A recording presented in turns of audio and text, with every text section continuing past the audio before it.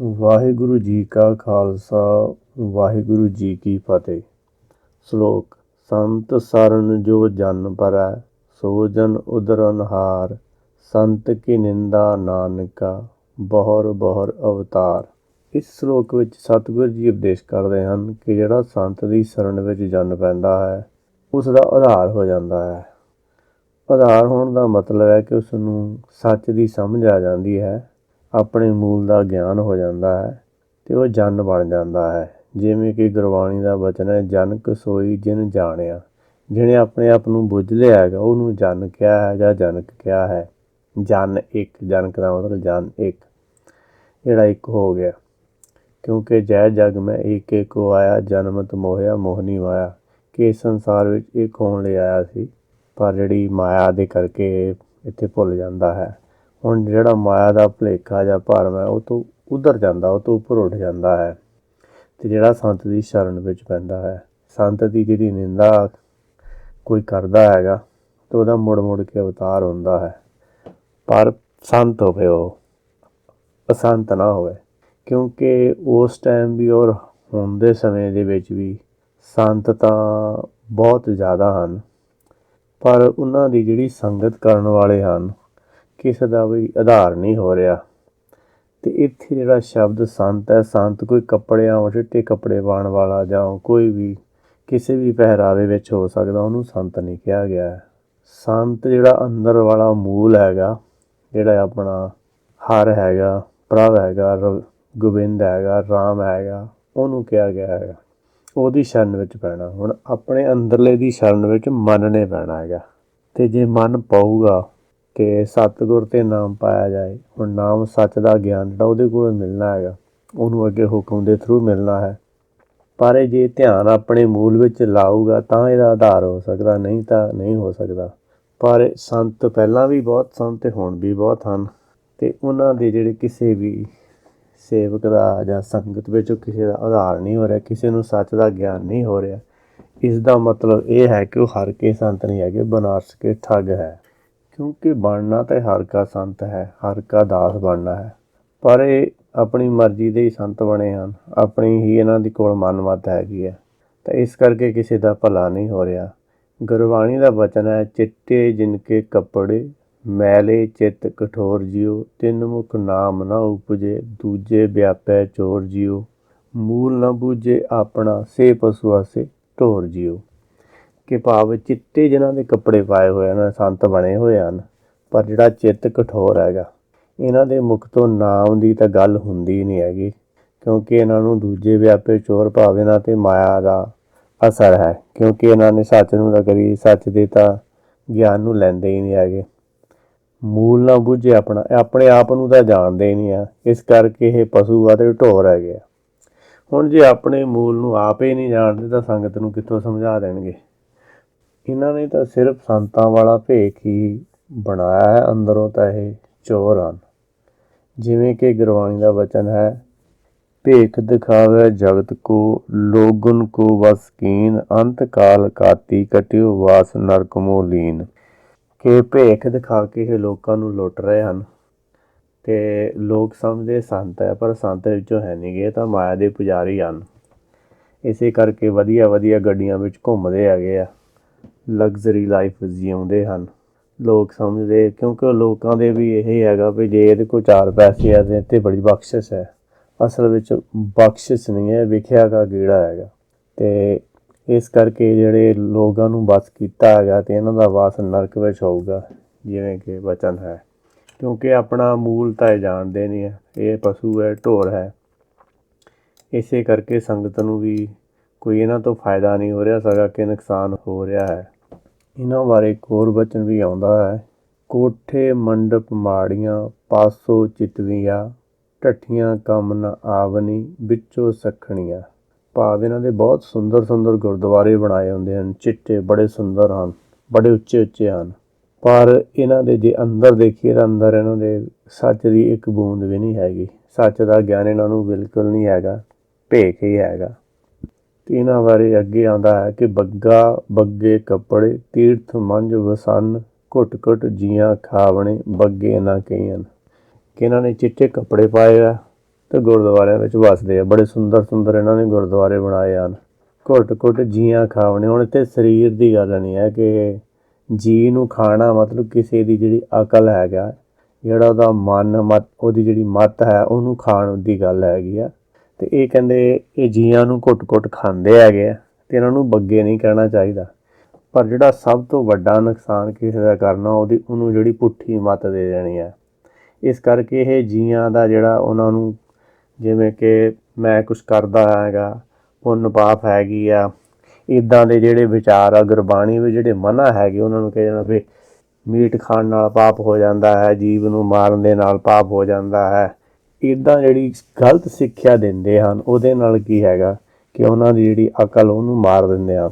ਜੇ ਪਾਪ ਪੁੰਨ ਦੀ ਗੱਲ ਕਰੀਏ ਤਾਂ ਗੁਰਬਾਣੀ ਵਿੱਚ ਜਿਹੜਾ ਪਾਪ ਪੁੰਨ ਕਹਿੰਦੇ, ਪਾਪ ਪੁੰਨ ਦੋਨੋਂ ਭਾਈ ਦੋਨੋਂ ਮਿਲ ਕੇ ਸ੍ਰਿਸ਼ਟ ਪਾਈ, ਕਿ ਪਾਪ ਪੁੰਨ ਦੋਨੋਂ ਭਾਈ ਹੈਗੇ। ਅਤੇ ਸ੍ਰਿਸ਼ਟੀ ਨੂੰ ਪਾਉਣ ਵਿੱਚ ਜਿਹੜਾ ਇੱਕ ਹੁਕਮ ਦਾ ਵਿਰੋਧੀ, ਇੱਕ ਹੁਕਮ ਵਿੱਚ ਚੱਲਣ ਵਾਲਾ ਹੈਗਾ। ਜੇ ਹੁਕਮ ਵਿੱਚ ਚੱਲਦਾ ਤਾਂ ਉਹਨੂੰ ਪੁੰਨ ਕਿਹਾ ਗਿਆ, ਅਤੇ ਜੇ ਉਹ ਹੁਕਮ ਦੇ ਵਿੱਚ ਨਹੀਂ ਚੱਲਦਾ ਤਾਂ ਉਹਨੂੰ ਪਾਪੀ ਕਿਹਾ ਗਿਆ।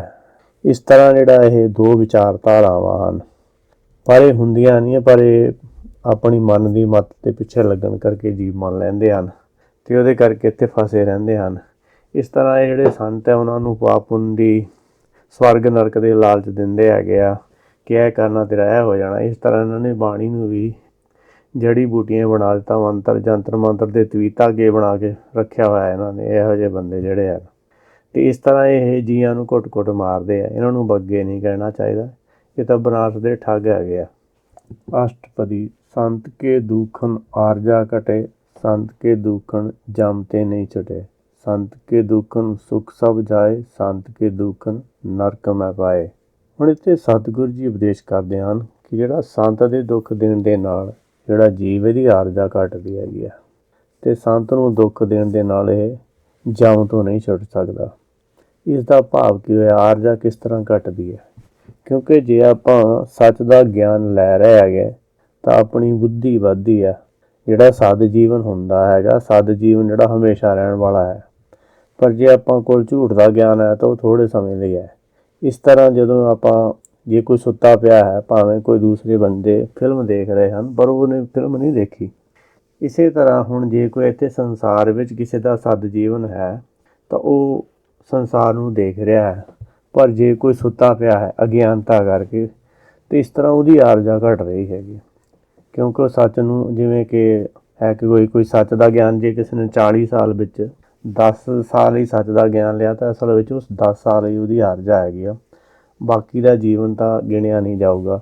ਜਿਵੇਂ ਕਿ ਗੁਰਬਾਣੀ ਦਾ ਬਚਨ ਹੈ, ਸਭੇ ਬੁੱਧੀ ਜਾਲੀਨ ਰਹੇ ਤਤ ਗਿਆਨ। ਕਿਉਂਕਿ ਜਿਹੜਾ ਸੰਸਾਰੀ ਗਿਆਨ ਉਹ ਤਾਂ ਜਾਲ ਦਿੱਤਾ ਜਾਣਾ, ਚਾਹੇ ਆਪ ਜਾਲ ਲਵੇ, ਨਹੀਂ ਤਾਂ ਹੁਕਮ ਨੇ ਤਾਂ ਇਹਦਾ ਇਹ ਖਤਮ ਕਰੇ ਜਾਣਾ ਹੈਗਾ। ਇਸ ਤਰ੍ਹਾਂ ਇਹ ਸੰਤ ਨੂੰ ਦੁੱਖ ਦੇਣ ਕਰਕੇ, ਸੱਚ ਦਾ ਗਿਆਨ ਨਾ ਲੈਣ ਕਰਕੇ ਜਮ ਤੋਂ ਛੁੱਟ ਨਹੀਂ ਸਕਦਾ ਹੈਗਾ। ਸੰਤ ਕੇ ਦੁੱਖਨ ਸੁਖ ਸਭ ਜਾਏ, ਸੰਤ ਕੇ ਦੁੱਖਨ ਨਰਕ ਮੈਂ ਪਾਏ। ਇਸ ਤਰ੍ਹਾਂ ਇਹ ਸੱਤ ਜਿਹੜਾ, ਕਿਉਂਕਿ ਸੰਤ ਜਿਹੜਾ ਅੰਦਰ ਵਾਲਾ ਉਹਨੂੰ ਸੰਤ ਕਿਹਾ ਗਿਆ ਹੈ, ਉਹਨੂੰ ਦੁੱਖ ਕੀ ਦੇ ਰਿਹਾ ਹੈਗਾ? ਕਿਉਂਕਿ ਸੰਤ ਦਾ ਭੋਜਨ ਜਿਹੜਾ ਹੈਗਾ ਉਹ ਸੱਚ ਲੈਣਾ ਹੈਗਾ। ਜਿਵੇਂ ਜਿਹੜਾ ਅੰਦਰ ਬ੍ਰਹਮ ਹੈਗਾ, ਬ੍ਰਹਮ ਨੂੰ ਗਿਆਨ ਚਾਹੀਦਾ ਸੱਚ ਦਾ, ਪਰ ਜੇ ਉਹ ਸੱਚ ਦੇ ਗਿਆਨ ਲੈਣ ਵਿੱਚ ਇਹ ਕੋਈ ਕਦਮ ਹੀ ਨਹੀਂ ਚੁੱਕਦਾ ਤਾਂ ਉਹਨੂੰ ਦੁੱਖ ਦੇ ਰਿਹਾ ਹੈਗਾ, ਉਹਨੂੰ ਭੁੱਖਾ ਮਾਰ ਰਿਹਾ ਹੈਗਾ। ਹੁਣ ਇੱਕ ਗੁਪਤ ਦੇਹੀ ਹੈ, ਇੱਕ ਜਿਹੜੀ ਦੇਹੀ ਦਿਸਦੀ ਹੈ। ਹੁਣ ਜਿਹੜੀ ਦਿਸਦੀ ਦੇਹੀ ਇਹਦਾ ਭੋਜਨ ਤਾਂ ਜਿਹੜਾ ਜੋ ਵੀ ਆਪਣਾ ਸੰਸਾਰੀ ਭੋਜਨ ਹੈਗੇ, ਉਹ ਜਿਨ੍ਹਾਂ ਨੂੰ ਛੱਤੀ ਅੰਮ੍ਰਿਤ ਵੀ ਕਿਹਾ ਗਿਆ, ਉਹ ਹੈਗਾ, ਠੀਕ ਹੈ।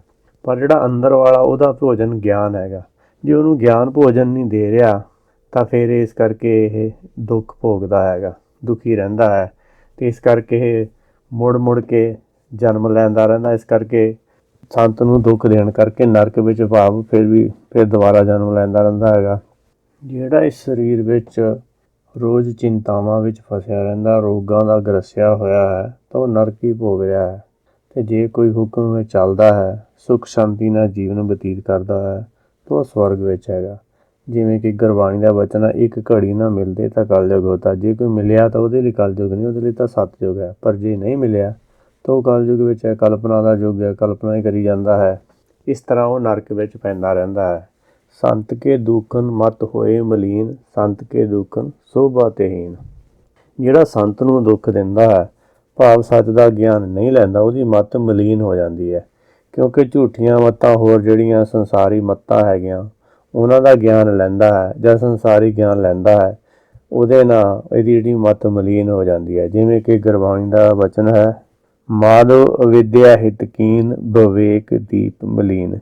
ਕਿਉਂਕਿ ਜਿਹੜੀ ਸੰਸਾਰੀ ਵਿਦਿਆ ਨੂੰ ਅਵਿਦਿਆ ਕਿਹਾ ਗਿਆ, ਹੁਣ ਇਹ ਜਦੋਂ ਅਵਿਦਿਆ ਲੈ ਲੈਂਦਾ ਹੈ ਤਾਂ ਇਹਦੇ ਕੋਲ ਜਿਹੜਾ ਵਿਵੇਕ ਬੁੱਧ ਹੈਗੀ ਆ, ਜਿਹੜਾ ਵਿਵੇਕ ਦੀਪ ਹੈਗਾ ਇਹਦੇ ਅੰਦਰ, ਉਹ ਮਲੀਨ ਹੋ ਜਾਂਦਾ ਹੈਗਾ। ਕਿਉਂਕਿ ਫਿਰ ਇਹ ਸਰੀਰਾਂ ਆਪਣੇ ਆਪ ਨੂੰ ਸਰੀਰ ਸਮਝਦਾ, ਸਰੀਰ ਸਮਝਣ ਕਰਕੇ ਜਿਹੜੇ ਵੀ ਅਰਥ ਕਰਦਾ ਹੈਗਾ ਉਹ ਸਰੀਰਾਂ 'ਤੇ ਹੀ ਟਿਕਾਈ ਜਾਂਦਾ। ਇਸ ਕਰਕੇ ਇਹਦੀ ਬੁੱਧ ਮਲੀਨ ਹੋ ਜਾਂਦੀ ਹੈ ਅਤੇ ਉਹਨੂੰ ਦੁੱਖ ਦੇਣ ਕਰਕੇ ਇਹ ਸੋਭਾ ਤੋਂ ਹੀਣ ਭਾਵ ਇਹਦੀ ਜਿਹੜੀ ਸੋਭਾ ਨਹੀਂ, ਇਹਦੀ ਸਗਾ ਕਿ ਇਹਦਾ ਵਿਰੋਧ ਹੁੰਦਾ ਹੈ। ਕਿਉਂਕਿ ਇਹ ਸੱਚ ਨੂੰ ਝੂਠ ਵਿੱਚ ਬਦਲਣ ਦੀ ਕੋਸ਼ਿਸ਼ ਕਰਦਾ ਹੈ ਤਾਂ ਇਸ ਕਰਕੇ ਇਹ ਸੋਭਾ ਦੀ ਬਜਾਏ ਬੇਇੱਜ਼ਤੀ ਦਾ ਸਾਹਮਣਾ ਕਰਦਾ ਹੈ। ਸੰਤ ਕੇ ਹਤੇ ਕੋ ਰੱਖੈ ਨਾ ਕੋਏ, ਸੰਤ ਕੇ ਦੂਖਨ ਥਾਨ ਭ੍ਰਸ਼ਟ ਹੋਏ। ਹੁਣ ਜਿਹੜਾ ਸੰਤ ਦੀ ਹਤੇ ਦਾ ਮਤਲਬ ਸੰਤ ਦੀ ਸੱਚ ਦਾ ਗਿਆਨ ਦਿੰਦਾ ਨਹੀਂ ਹੈ, ਉਹਦਾ ਵਿਰੋਧ ਕਰਦਾ ਹੈਗਾ, ਉਹਨੂੰ ਕੋਈ ਵੀ ਨਹੀਂ ਰੱਖਦਾ। ਭਾਵ ਜਿਵੇਂ ਕਹਿ ਲਓ ਕਿ ਜੇ ਕਿਸੇ ਨੇ ਸੰਤ ਨੂੰ ਜਿਵੇਂ ਸਰੀਰਕ ਦੁੱਖ ਵੀ ਇੱਥੇ ਪਹੁੰਚਾਏ ਹਨ, ਉਹਨੂੰ ਗਾਹਾਂ ਕੋਈ ਚਾਹੁੰਦਾ ਨਹੀਂ ਹੈ ਕਿ ਉਹਨਾਂ ਦਾ ਜੇ ਕਿਸੇ ਦਾ ਜਨਮ ਹੋਣਾ ਹੋਵੇ ਕਿ ਉਹਦੀ ਮਾਂ ਵੀ ਕੋਈ ਇੱਦਾਂ ਦਾ ਜਿਹੜਾ ਬੱਚਾ ਜਿਨ੍ਹਾਂ ਨੇ ਗੁਰੂਆਂ ਨੂੰ ਦੁੱਖ ਪਹੁੰਚਾਏ ਹਨ ਜਾਂ ਹੋਰ ਸ਼ਹੀਦ ਕੀਤੇ ਹਨ, ਉਹਨਾਂ ਨੂੰ ਕੋਈ ਚਾਹੁੰਦਾ ਨਹੀਂ ਹੈ ਕਿ ਉਹਨਾਂ ਦਾ ਜਨਮ, ਕੋਈ ਵੀ ਮਾਂ ਨਹੀਂ ਚਾਹੂਗੀ ਕਿ ਉਹਨਾਂ ਦਾ ਜਨਮ ਸਾਡੇ ਘਰ ਹੋਵੇ ਜਾਂ ਸਾਡੀ ਕੁੱਲ ਵਿੱਚ ਹੋਵੇ।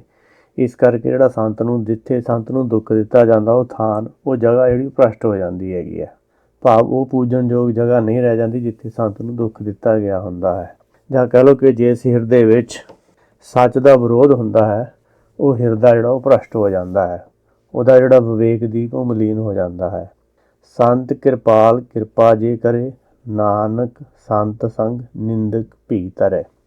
ਹੁਣ ਇੱਥੇ ਸਤਿਗੁਰੂ ਜੀ ਕਹਿ ਰਹੇ ਕਿ ਸੰਤ ਜਿਹੜਾ ਕਿਰਪਾਲੂ ਹੁੰਦਾ, ਉਹ ਕਿਰਪਾ ਕਰਨ ਵਾਲਾ ਹੁੰਦਾ। ਜੇ ਕੋਈ ਨਿੰਦਕ ਹੈਗਾ ਪਰ ਜੇ ਉਹ ਸ਼ਰਨ ਆ ਜਾਵੇ ਤਾਂ ਜਿਹੜਾ ਸੰਤ ਉਹਨੂੰ ਮਾਫ ਕਰ ਦਿੰਦਾ ਹੈ ਅਤੇ ਉਹ ਵੀ ਤਰ ਜਾਂਦਾ ਹੈ। ਕਿਉਂਕਿ ਜਿੰਨਾ ਚਿਰ ਕੋਈ ਸੱਚ ਦੀ ਨਿੰਦਾ ਕਰਦਾ ਉਹਨਾਂ ਚਿਰ ਨਿੰਦਕ ਹੈ, ਪਰ ਜਦੋਂ ਉਹਨੇ ਪਛਤਾਵਾ ਕਰ ਲਿਆ, ਨਿੰਦਾ ਕਰਨੀ ਛੱਡ ਦਿੱਤੀ, ਫਿਰ ਉਹ ਨਿੰਦਕ ਨਹੀਂ ਰਿਹਾ। ਇਸ ਕਰਕੇ ਨਾਨਕ ਸੰਤ ਨਿੰਦਕ ਵੀ ਧਰੇ। ਜਿਹੜਾ ਨਿੰਦਕ ਹੈ ਜੇ ਨਿੰਦਾ ਨੂੰ ਛੱਡ ਦੇਵੇ ਤਾਂ ਤਰਦਾ ਹੈ, ਅਤੇ ਜੇ ਨਿੰਦਾ ਕਰਦਾ ਰਹੇ ਫੇਰ ਨਹੀਂ ਤਰੇਗਾ। ਇਹ ਬੜਾ ਹੀ ਧਿਆਨ ਦੇਣ ਵਾਲੀ ਗੱਲ ਹੈਗੀ। ਸੰਤ ਕੇ ਦੂਖਨ ਤੇ ਮੁਖ ਭਵੈ, ਸੰਤ ਕੇ ਦੂਖਨ ਕਾਗ ਜਿਉ ਲਵੈ। ਹੁਣ ਜਿਹੜਾ ਸੰਤ ਨੂੰ ਦੁੱਖ ਦਿੰਦਾ ਹੈ, ਉਹਦਾ ਮੁੱਖ ਜਿਹੜਾ ਹੈ ਸੱਚ ਵੱਲੋਂ ਦੂਜੇ ਪਾਸੇ ਹੋ ਜਾਂਦਾ ਹੈ। ਕਿਉਂਕਿ ਜੇ ਆਪਾਂ ਸੱਚ ਦਾ ਗਿਆਨ ਨਹੀਂ ਲੈ ਰਹੇ ਤਾਂ ਇਹਦਾ ਮਤਲਬ ਝੂਠ ਦਾ ਗਿਆਨ ਲਵਾਂਗੇ, ਆਪਣੀ ਪਿੱਠ ਸੱਚ ਵੱਲ ਨੂੰ ਹੋ ਜਾਂਦੀ ਹੈ। ਇਸ ਕਰਕੇ ਜਿਹੜਾ ਉਹ ਇਸ ਤਰ੍ਹਾਂ ਉਹਦੀ ਹਾਲਤ ਹੋ ਜਾਂਦੀ ਹੈ ਜਿਵੇਂ ਜਿਹੜਾ ਕਾਂ ਹੈਗਾ, ਉਹ ਕਦੀ ਵੀ ਕਿਸੇ ਵੀ ਵੇਲੇ ਉਹਦੀ ਧੌਣ ਸਿੱਧੀ ਨਹੀਂ ਰਹਿੰਦੀ, ਉਹ ਹਮੇਸ਼ਾ ਹੀ ਧੌਣ ਨੂੰ ਸਮਝਦਾ ਕਿ ਮੇਰੀ ਧੌਣ ਪਿੱਛੇ ਕੋਈ ਮੇਰੇ ਪੱਥਰ ਮਾਰਨ ਵਾਲਾ ਹੈ, ਮੇਰਾ ਕਾਲ ਹੈ, ਅਤੇ ਇਸ ਕਰਕੇ ਉਹਦੀ ਧੌਣ ਹਿਲਦੀ ਰਹਿੰਦੀ ਹੈ। ਇਸ ਤਰ੍ਹਾਂ ਜਿਹੜਾ ਮਨੁੱਖ ਹੈਗਾ ਸੱਚ ਦਾ ਗਿਆਨ ਦਾ ਵਿਰੋਧ ਕਰਦਾ ਹੈ, ਉਹਦੀ ਵੀ ਹਾਲਤ ਉਹ ਕਾਂ ਵਾਲੀ ਹੋ ਜਾਂਦੀ ਹੈ ਅਤੇ ਉਹ ਉਹਦੇ 'ਤੇ ਕੋਈ ਵਿਸ਼ਵਾਸ ਨਹੀਂ ਕਰਦਾ ਹੈਗਾ, ਅਤੇ ਇਸ ਕਰਕੇ ਉਹ ਕਾਗ ਜਿਉ ਲਵੇ, ਭਾਵ ਉਹ ਹਮੇਸ਼ਾ ਹੀ ਪਰੇਸ਼ਾਨੀਆਂ ਚਿੰਤਾਵਾਂ ਵਿੱਚ ਰਹਿੰਦਾ ਹੈ। ਸੰਤ ਕੇ ਦੂਖਨ ਸਰਪ ਜੋਨੀ ਪਾਏ, ਸੰਤ ਕੇ ਦੂਖਨ ਤ੍ਰਿਗਦ ਜੂਨ ਕਰਵਾਏ। ਜਿਹੜਾ ਸੰਤ ਨੂੰ ਦੁੱਖ ਦਿੰਦਾ ਹੈ ਉਹ ਸੱਪ ਦੀ ਜੋਨੀ ਵਿੱਚ ਵੀ ਪੈਂਦਾ ਹੈਗਾ, ਅਤੇ ਸੰਤ ਨੂੰ ਦੁੱਖ ਦੇਣ ਵਾਲਾ ਜਿਹੜਾ ਹੋਰ ਤ੍ਰਿਗਦ ਜੋਨੀਆਂ, ਕਿਰਮਾਂ ਵਾਲੀਆਂ, ਕੀੜਿਆਂ ਵਾਲੀਆਂ, ਜਿਵੇਂ ਗੰਡੋਆ ਹੈ, ਗੋਹ ਹੈ, ਕਿਰਲੀ ਹੈ, ਜਾਂ ਹੋਰ ਕੀੜੇ ਹਨ ਜਿਹੜੇ ਕਿਸੇ ਦੇ ਜ਼ਖਮਾਂ ਵਿੱਚ ਪਏ ਹਨ, ਇੱਦਾਂ ਛੋਟੀਆਂ ਜਿਹੜੀਆਂ ਜੂਨੀਆਂ, ਜੋਕ ਹੈ, ਇੱਦਾਂ ਦੀ ਜਿਹੜੀ ਉਹਨਾਂ ਜੂਨਾਂ ਵਿੱਚ ਪੈਂਦਾ ਹੈ ਜੇ ਸੰਤ ਨੂੰ ਦੁੱਖ ਦਿੰਦਾ ਹੈ। ਸੰਤ ਕੇ ਦੂਖਨ ਤ੍ਰਿਸ਼ਨਾ ਮੈਂ ਜਲੇ, ਸੰਤ ਕੇ ਦੂਖਨ ਸਭ ਕੁਛ ਹਲੇ। ਜਿਹੜਾ ਸੰਤ ਦਾ ਦੁਖੀ ਹੁੰਦਾ ਹੈ ਉਹ ਤ੍ਰਿਸ਼ਨਾ ਵਿੱਚ ਜਲਦਾ ਹੈ। ਤ੍ਰਿਸ਼ਨਾ ਵਿੱਚ ਜਲਦਾ ਮਤਲਬ ਮਾਇਆ ਅਗਨ ਸਭ ਇੱਕੋ ਜਿਹੀ ਕਰਤੇ ਖੇਲ ਰਚਾਇਆ। ਮਾਇਆ ਜਿਹੜੀ ਅੱਗ ਹੈਗੀ ਇਹ ਕਰਤੇ ਦਾ ਖੇਲ ਹੈਗਾ। ਹੁਣ ਜੇ ਕੋਈ ਸੱਚ ਦਾ ਗਿਆਨ ਲਊਗਾ ਤਾਂ ਹੀ ਉਹਦੀ ਤ੍ਰਿਸ਼ਨਾ ਕਿਸੇ ਬਿਰਲੇ ਕੀ ਬੁਝੀ ਹੈ। ਤ੍ਰਿਸ਼ਨਾ ਉਹਦੀ ਤਾਂ ਹੀ ਬੁਝੂ ਜੇ ਸੱਚ ਦਾ ਗਿਆਨ ਲਊਗਾ, ਪਰ ਜੇ ਸੱਚ ਦਾ ਗਿਆਨ ਨਹੀਂ ਲੈਂਦਾ ਤਾਂ ਉਹ ਤ੍ਰਿਸ਼ਨਾ ਵਿੱਚ ਜਲਦਾ ਰਹਿੰਦਾ ਹੈ। ਇਸ ਤਰ੍ਹਾਂ ਉਹ ਦੂਸਰਿਆਂ ਨੂੰ ਛਲਣ ਦੀ ਕੋਸ਼ਿਸ਼ ਕਰਦਾ ਹੈ, ਪਰ ਅਸਲ ਵਿੱਚ ਆਪ ਹੀ ਛਲਿਆ ਜਾਂਦਾ ਹੈ। ਸੰਤ ਕੇ ਦੂਖਨ ਤੇਜ ਸਭ ਜਾਏ, ਸੰਤ ਕੇ ਦੂਖਨ ਨੀਚ ਨਚਾਏ। ਸੰਤ ਦਾ ਵਿਰੋਧ ਕਰਨ ਕਰਕੇ, ਸੰਤ ਨੂੰ ਦੁੱਖ ਦੇਣ ਕਰਕੇ ਇਹਦੀ ਜਿਹੜੀ ਬੁੱਧੀ ਉਹ ਘਟ ਜਾਂਦੀ ਹੈ। ਤੇਜ ਦਾ ਮਤਲਬ ਹੈਗਾ ਬੁੱਧੀ ਦੀ ਜਿਹੜੀ ਸ਼ਕਤੀ ਹੈ, ਬੁੱਧੀ ਜਿਹੜੀ ਸੋਚਣ ਸ਼ਕਤੀ ਹੈ ਉਹ ਘਟ ਜਾਂਦੀ ਹੈ, ਉਹਦਾ ਗਿਆਨ ਘਟ ਜਾਂਦਾ ਹੈ। ਇਸ ਕਰਕੇ ਸੰਤ ਨੂੰ ਦੁੱਖ ਦੇਣ ਵਾਲਾ ਜਿਹੜਾ ਹੈਗਾ ਉਹ ਨੀਚਾਂ ਤੋਂ ਵੀ ਨੀਚ, ਭਾਵ ਉਹਦਾ ਗਿਆਨ ਘਟਦਾ ਜਾਂਦਾ, ਅਗਿਆਨਤਾ ਉਹਦੀ ਬਹੁਤ ਜ਼ਿਆਦਾ ਵੱਧ ਜਾਂਦੀ ਹੈ। ਇਸ ਕਰਕੇ ਉਹ ਨੀਚ ਬਣ ਜਾਂਦਾ ਹੈ। ਸੰਤ ਦੋਖੀ ਕਾ ਥਾਉ ਕੋ ਨਾਹੇ, ਨਾਨਕ ਸੰਤ ਭਾਵੈ ਤਾਂ ਉਹ ਵੀ ਗਤ ਪਾਹੇ। ਇੱਥੇ ਸਤਿਗੁਰ ਜੀ ਉਪਦੇਸ਼ ਕਰਦੇ ਹਨ ਕਿ ਜਿਹੜਾ ਸੰਤ ਦਾ ਦੋਖੀ ਹੁੰਦਾ ਹੈ ਉਹਨੂੰ ਕੋਈ ਟਿਕਾਣਾ ਨਹੀਂ ਹੈਗਾ, ਉਹਨੂੰ ਕੋਈ ਥਾਂ ਨਹੀਂ ਮਿਲਦੀ। ਭਾਵ ਕਿ ਉਹਨੂੰ ਕੋਈ ਵੀ ਨਹੀਂ ਚਾਹੁੰਦਾ ਜਿਹੜਾ ਸੰਤ ਨੂੰ ਦੁੱਖ ਦਿੰਦਾ ਹੈ ਜਾਂ ਸੱਚ ਦਾ ਵਿਰੋਧ ਕਰਦਾ ਹੈ, ਉਹਨੂੰ ਕੋਈ ਥਾਂ ਜਾਂ ਉਹਦੀ ਕੋਈ ਇੱਜ਼ਤ ਕਰੇ। ਅਤੇ ਇਸ ਤੋਂ ਤੱਕ ਕਿ ਮਾਵਾਂ ਵੀ ਨਹੀਂ ਚਾਹੁੰਦੀਆਂ ਕਿ ਉਹਨਾਂ ਦੇ ਪੁੱਤਰ ਇੱਦਾਂ ਦੇ ਹੋਣ ਜਿਹੜੇ ਸੱਚ ਨੂੰ, ਮਾਵਾਂ ਦਾ ਮਤਲਬ ਇੱਥੇ ਇਹ ਹੈ ਕਿ ਜਿਵੇਂ ਜਿਹੜੀਆਂ ਮੱਤਾਂ ਹਨ ਉਹ ਵੀ ਨਹੀਂ ਚਾਹੁੰਦੀਆਂ ਕਿ ਜਿਹੜਾ ਸੱਚ ਦਾ ਵਿਰੋਧੀ ਹੋਵੇ ਉਹਨਾਂ ਦੀ ਕੁੱਲ ਵਿੱਚ ਪੈਦਾ ਹੋਵੇ। ਪਰ ਨਾਨਕ ਜੀ ਕਹਿੰਦੇ ਹਨ ਕਿ ਜੇ ਸੰਤ ਨੂੰ ਭਾ ਜਾਵੇ ਤਾਂ ਉਹ ਵੀ ਗਤ ਪਾ ਸਕਦਾ। ਗਤ ਉਦੋਂ ਪਾਊਗਾ ਜੇ ਉਹ ਸ਼ਰਨ ਆਏਗਾ। ਜੋ ਸ਼ਰਨ ਆਏ ਤਿਸ ਕੰਠ ਲਾਏ, ਹਰ ਵਿਰਧ ਸੁਆਮੀ ਸੰਦਾ।